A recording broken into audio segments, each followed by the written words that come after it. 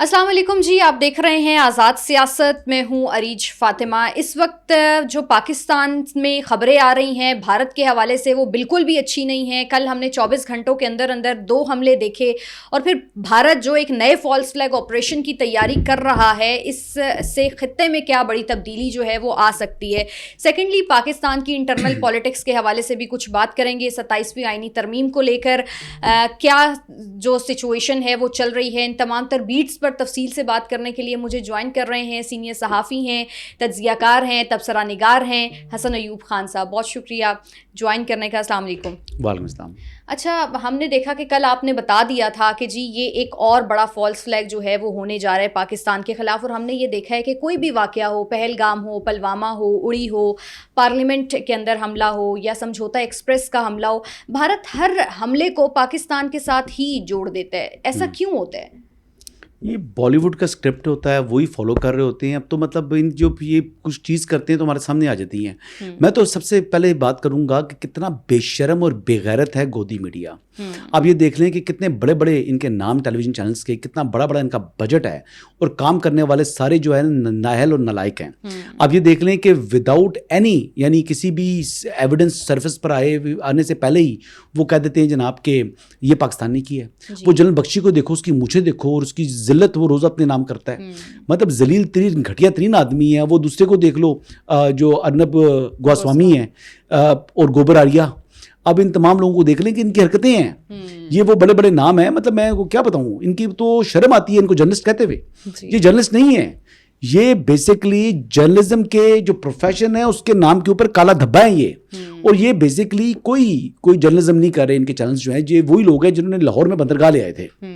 ये इतने मतलब नालायक भी हैं और इतने जो है ये फजूल किस्म का काम ये करते हैं। अब देख लें कि जो धर्मेंद्रा है, जो बंदा एनी शाहिद था, उसने और बताया, उसने कहा जी गाड़ी जिसमें ब्लास्ट हुआ है वो मारुति थी। अमित शाह साहब कहते हैं कि वो हाई हुंडई है जी। कमाल नहीं है वैसे? बिल्कुल। एनी शाहिद और बात कर रहा है, ये और बात कर रहे हैं। जो पुलिस चीफ है न्यू दिल्ली का, वो कहता है कि जनाब ये जो वाकया है ये दहशतगर्दी नहीं है, ये गैस सिलेंडर फटा है। और जब फिर अमित शाह जहां मौके पर पहुंचा तो उसके बाद तमाम खामोश हो गए। तो यही मैं बातें कर रहा हूं ना कि इनकी जो सिचुएशन जो है, जो इस टाइम गोदी मीडिया है, देखिए इतने बेगैरत मीडिया है, इतना झूठा मीडिया है कि जब आपको मार पड़ी और जब आपने देखा कि आपका मुल्क जो है वो जंग हार गया है, जंग हारने के बाद ऑपरेशन सिंदूर की कामयाबी का जो मोर्चा निकाला नरेंद्र मोदी ने, उसको जनाब अपनी कामयाबी से ताबीर कर रहे हैं। ये जंग हारने के बाद ये जश्न मना रहे थे। ये इतने बड़े बेगैरत हैं। इनके 250 फौजी मारा गया, 250 फौजी मारा गया। एक फौजी को भी कौमी एजाज के साथ उन्होंने जो है वो उसकी आखिरी रसूमात की, कोई एजाज नहीं दिए उनको। फिर वो एयरफोर्स वालों को जनाब एजाज दिए कि अपने वो प्लेन क्रैश करवा दिए उन्होंने। कमाल है। अच्छा, नहीं कमाल बेगैरती की इंतहा। ये देख लो कि इस टाइम जो मामला चल रहा है, ऑपरेशन ये खुद करते हैं फॉल्स फ्लैग और इल्ज़ाम पाकिस्तान पर आयद करते हैं। और अब ये देख लो कि ये पाकिस्तान के अंदर जो दहशतगर्दी इस वक्त चल रही है, आप देख लें कि आज G11 कचहरी के ऊपर जो है वहाँ पर खुदकुश हमला होता है, जिसके अंदर अनफॉर्चुनेटली 13 कीमती जानें ज़ाया हो गई, जिसमें 27 के करीब लोग जो हैं वो शदीद ज़ख्मी हो चुके हैं। ये दहशतगर्दी का वाक़या कौन कर रहा है? ये इंडियन प्रॉक्सीज कर रही हैं, ये फितनल ख्वारिज कर रहा है। और ये देख लेना कि इस वक्त वाना के अंदर इस वक्त भी ऑपरेशन जारी है। जो कैट कॉलेज वाना का, जहां पर स्टूडेंट्स ज़ेरे तालीम है, ये अपने आप को जो TTP तहरीक तालिबान पाकिस्तान का नाम देते हैं या TTA तहरीक तालिबान अफगानिस्तान का नाम देते हैं, ये क्रिमिनल्स हैं, ये वाजिबुल कत्ल लोग हैं। बच्चों के साथ कौन दुश्मनी करता है यार? हम तो कहते हैं कि जी माएँ बहनें और बच्चे साझे होते हैं। ये क्या साझ है? हम तो देखें, बात ये था कि APS के अंदर मैसेकर किया, इन बेगैरतों ने किया। फितनल ख्वारिज था ना, TTP था, और फितनल हिंदुस्तान जो है उनको प्रोटेक्ट करता है। अब वाना के अंदर कौन है जी? 500 से ज्यादा जो है वो बच्चे ज़ेरे तालीम है, 550 के करीब। टोटल 650 लोग वहां पर मौजूद थे। 115 को वैक्यूएट करा लिया गया है। 2 दहशतगर्दों को जन्म हासिल कर दिया। कल रात से ऑपरेशन चल रहा है। और इस टाइम भी जो 3 جو افغانستان کے دہشت گرد ہیں تحریک جو طالبان افغانستان سے تعلق رکھنے والے، وہ جناب دہشت گردوں کو سیکورٹی فورسز نے کنٹین کیا ہوا ہے. کہاں پر؟ ایڈمنسٹریٹو بلاک کے اندر. جو اسٹوڈنٹ بلاک کی طرف جو لوگ گئے تھے وہ جہنم واصل کر دیے گئے. اب ان کو گھیرے میں لیا ہوا ہے اور ابھی تک 535 لوگ وہاں پر ایڈمنسٹریٹو بلاک کی والی سائٹ کے اوپر نہیں بلکہ جو اسٹوڈنٹ بلاک ہے اس سائٹ پہ موجود ہیں. اب ان کو ایویکویٹ کروانا ہے اور یہی بیسکلی ساری سچویشن چل رہی ہے. بظاہر حالات جو ہیں وہ اس وقت کشیدگی بڑھنے جا رہی ہے اور جو ہمارے ڈیفنس منسٹر نے he said it very rightly کہ پاکستان اس وقت بھی حالت جنگ میں ہی ہے. اچھا، ڈیفنس منسٹر خواجہ آصف صاحب نے یہ بھی کہا ہے کہ یہ جو دھماکہ ہوا ہے اسلام آباد کے اندر، یہ کابل سے ایک پیغام ہے اور پورے پاکستان کے لیے ویک اپ کال بھی ہے. حسن صاحب مجھے یہ بتا دیں کہ آپریشن سندور کے اندر جس طرح سے بھارت کو ناکامی اور ہزیمت کا سامنا اٹھانا پڑا پاکستان کے ہاتھوں، اور پھر آپریشن سندور 2.0 کی بات کرنا، کس منہ سے یہ بات کرتے ہیں پھر؟ دیکھیں یہ بات بالکل خواجہ آصف صاحب نے ٹھیک بات کی. اب یہ دیکھ لیں کہ وانا کے اندر جو دہشت گرد ہیں، موبائل فرانزک سے پتہ لگا کہ یہ لوگ رابطے میں افغانستان کے ساتھ. اس وقت بھی یہ افغانستان کے ساتھ لائن کے اوپر موجود ہے، انسٹرکشنز لے رہی ہیں. یہ 3 جو اس وقت دہشت گرد وہاں پر کیڈ کالج کی ایڈمنسٹریٹو بلاک کے اندر موجود ہیں. جبکہ یہ جو دہشت گرد آیا ہے جو اسلام آباد میں جس نے اپنے آپ کو خود کو حملہ کیا ہے، یہ بھی افغان ہے. اس کا سر مل چکا ہے. جی اس کا سر مل چکا ہے. اب بات یہ ہے کہ یہ لوگ انہی کے کہنے کے اوپر چل رہے ہیں. اور یہ دیکھ لیجیے ان کے فورن منسٹر جو ہے وہ ملا متقی صاحب جو انڈیا گئے تھے، وہاں پر جا کر جناب ان کی جو پیار کی پینگیں بڑھائی ہیں. بات یہ تھی پیسے $1 ارب لیے انہوں نے. یہ $1 ارب کو حلال کرنے کے لیے اب انڈیا ان کو استعمال کر رہا ہے. اور دوسری طرف آپ یہ دیکھ لیں کہ بہار کے اندر الیکشن ہے. وہ بہار کے الیکشن میں جو پہلا، میں نے کل بھی بولی تھی یہ بات، کہ جو پہلا فیز تھا اس میں 65% ٹرن آؤٹ آیا. اس کا مطلب یہ ہے کہ بی جے پی کو شکست ہونے جا رہی ہے. جب بی جے پی کو شکست ہونے جا رہی ہے تو مودی نے اپنا پولیٹیکل کیپٹل جو لوز کیا اس کو بچانے کے لیے اور فالس فلیگ کرنا تھا. تبھی تو امت شاہ جب گیا تو وہاں پر تمام خاموشی ہوگی. اور دوسری بات یہ ہے جو یو پی کا اتر پردیش کا چیف منسٹر ہے جو آدتیہ ناتھ نام ہے اس کا، اس آدتیہ ناتھ جو ہے وہ لگ رہا ہے کہ مودی کے لیے خطرہ ہے کہ وہ ریپلیس کر دے گا اس کو. وہ اس سے بھی بڑا ایکسٹریمسٹ ہے، 10 گنا بڑا ہے. مودی سے بھی 10 گنا بڑا ایکسٹریمسٹ جو ہے وہ آدتیہ ناتھ ہے. اور یہ مودی کے لیے خطرہ یہ بن گیا ہے کہ وہ مجھے ریپلیس کر کے کہیں وہ پردھان منتری کا جو پد ہے وہ نہ سنبھال لے. تو یہ ان کے لیے مسئلہ ہے. یہ آتنک کا الزام لگاتے ہیں، خود بڑے آتنکوادی سب سے بڑا یہ انڈیا ہے. بالکل ایسا ہی ہے. اچھا، پاک افغان مذاکرات جو کہ استنبول کے اندر ہوئے، آپ ان کی ناکامی کی وجہ بھی کیا یہی دیکھ رہے ہیں؟ وہاں پہ جو وہاں ان کا ایٹیٹیوڈ تھا، جو بیہیویئر تھا. پھر خواجہ آصف صاحب نے بار بار کہا کہ یہ کسی اور ایجنڈے کے اوپر نظر آتے ہیں. پھر 13 گھنٹے 18 گھنٹوں کی نشستیں ہونا اور وہ بے نتیجہ ختم ہونا، اس کی وجہ بھی آپ اس کو بھی بھارت کے ساتھ ہی جوڑیں گے؟ پیسہ. یہ وہ کرمنل لوگ ہیں، یہ ڈالرز ہیں. ان کو بیسکلی پیسہ چاہیے اور یہ پیسے کے اوپر چلتے ہیں. ان کا ریموٹ یہ ہے. آج ان کو کل اگر ان کو کوئی اور ملک پیسے دینا شروع کر دے یہ انڈیا کے خلاف ہو جائیں گے. یہ کسی کے نہیں ہیں، یہ وہ کرمنلز ہیں. اس ٹائم افغانستان کرمنلز کی اماجگاہ ہے. جتنی بھی جو بلیک مارکیٹ ہے، جتنے بھی جو کالے دھندے والے لوگ ہیں، جتنے بھی جو کرمنلز ہیں، دہشت گرد ہیں، وہ وہاں پر آ کر جناب پناہ لی ہوئی ہے. دیکھیں افغانستان کی موجودہ حالات سے چائنا کو خطرہ ہے، ایون کہ جو سینٹرل ایشین اسٹیٹس کو خطرہ ہے، پاکستان کو خطرہ ہے، ایون GCC کو خطرہ ہے. جو افغانستان کے اندر جو اس وقت حالات چل رہے ہیں، جس طرح دہشت گردوں کو ISS جو ہے وہاں پر موجود ہے، اس وقت داعش موجود ہے، کون سا کرمنل وہاں پر موجود نہیں ہے؟ ٹھیک ہے. اچھا، کچھ پولیٹیکل پاکستان کے اندر جو چیزیں چل رہی ہیں اس پہ بات کرتے ہیں. کل ہم نے دیکھا کہ سینٹ کے اندر سے جو 27ویں آئینی ترمیم ہے وہ پیش کر دی گئی. آج قومی اسمبلی کے اندر یہ پروسیس میں ہے ساری سچویشن. PTI نے ہم نے دیکھا بائیکاٹ بھی کیا، واک آؤٹ بھی کیا، کاپیاں بھی پھاڑی گئیں. لیکن پھر بھی حکومت کے جو ایوان بالا ہے اس نے 27ویں آئینی ترمیم کو پیش کر دیا سینٹ کے اندر. منظور. یس. کیا ملک اور عوام کا فائدہ دیکھ رہے ہیں آپ اس میں، اور اس ترمیم کی کیا افادیت ہے اور کتنی افادیت ہے؟ سب سے پہلی بات یہ ہے کہ اس کے ذریعے کانسٹیٹیوشنل کوڈ بننے جا رہے ہیں.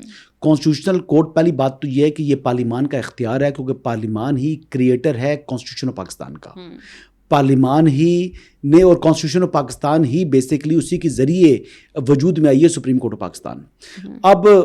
اب اس کے مساوی ایک کانسٹیٹیوشنل کوڈ کریٹ کر رہا ہے پارلیمنٹ. جو اس کا اختیار ہے وہ پارلیمنٹ اس موجودہ سپریم کورٹ کو ریموو کرنے کا اختیار بھی رکھتا ہے.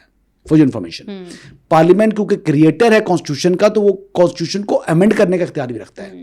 تو لہٰذا وہی اختیارات پارلیمان اپنے استعمال کر رہا ہے. لیکن ماضی کے اندر جو جوڈیشل اوور اسٹیپنگ تھی, جس کے ذریعے آئین کو فیصلوں کی تشریح کے نام کے اوپر جو ہے وہ اس میں پیوند کاری کی گئی, جو ہمارے ججز نے یعنی آئینی ترامیم فیصلوں کے ذریعے کی, تو یہ وہ چیز ہے جو کہ ناقابل برداشت تھی. اور اسی وجہ سے پارلیمنٹ نے اپنی جو انکروچ سپیس ہے اس کو ریکلیم کیا ہے.